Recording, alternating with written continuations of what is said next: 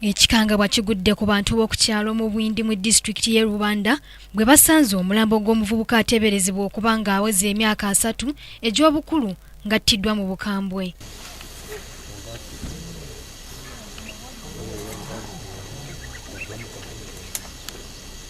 Omulambo gw'omuvubuka ono gubadde gusuuliddwa mu kibira okulira n'oluguudo lw'e Kabale mu disitulikiti eno. Okusinziira ku batuuze abakubye emmunye ku mulambo gw'omuvubuka ono baagusanze nga gusibiddwa emiguwa nga kiteeberezebwa nti gwasuuliddwawo abaamutemudde. Kugira ngu tuje mantere simu nejo naika nashanga rya kushabirikira rya akomera tiyari kindi kitwamumanya nakati omuntu baramwita bakamuleta bakamunaga kuno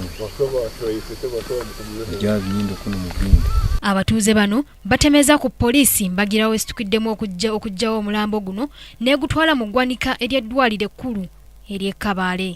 Okusinziira ku Elimate, omwogezi wa poliisi mu bitundu by'Ekigezi n'Emiriraano, tebannamanya bikwata ku muvubuka ono kuba talina bimwogerako.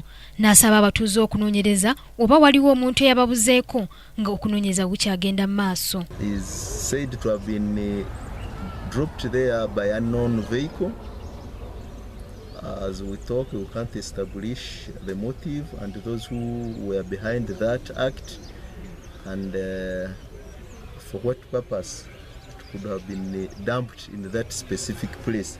However, I want to condemn this act in the strongest terms and urge those who want to take law into own hands to that level and ask our people that whenever you have any issue of any kind, any grievances, please report to relevant offices.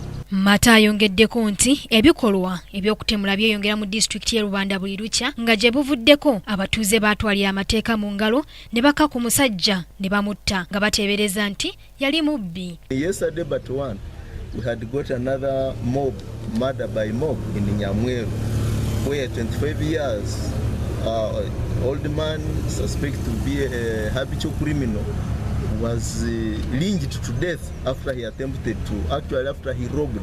He had a group of 4 others who managed to escape, but he was lynched to death. Joanita Mbabazi, Kingdom TV, Amalindiri. This is Kingdom TV.